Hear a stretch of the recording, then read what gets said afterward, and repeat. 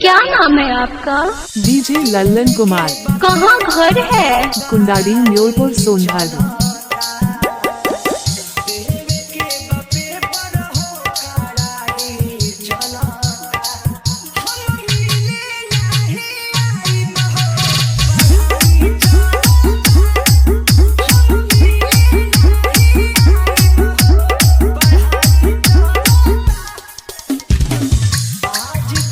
क्या नाम है आपका?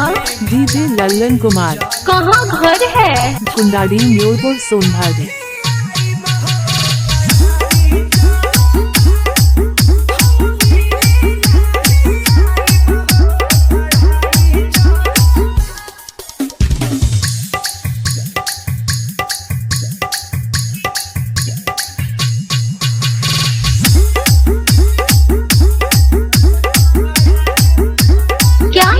आपका? डीजे लल्लन कुमार। कहाँ घर है? कुंडाड़ी म्योरपुर सोनभद्र।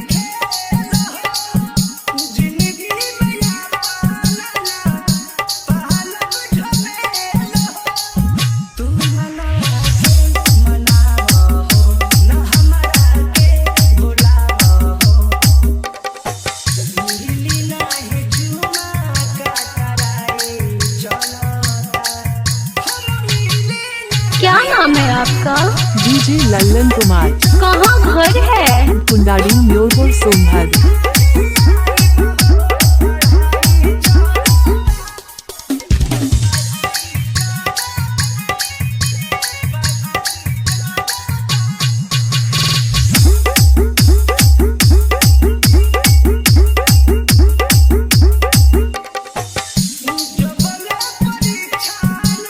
क्या नाम है आपका? डीजे लल्लन कुमार। कहाँ घर है? कुंडाड़ी म्योरपुर सोनभद्र।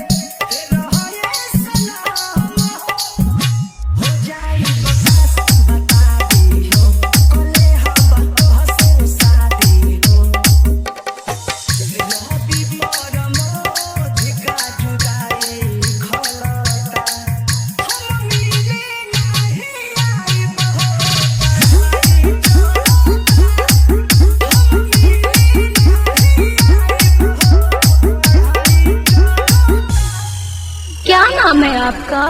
डीजे लल्लन कुमार। कहाँ घर है? कुंडाड़ी म्योरपुर सोनभद्र।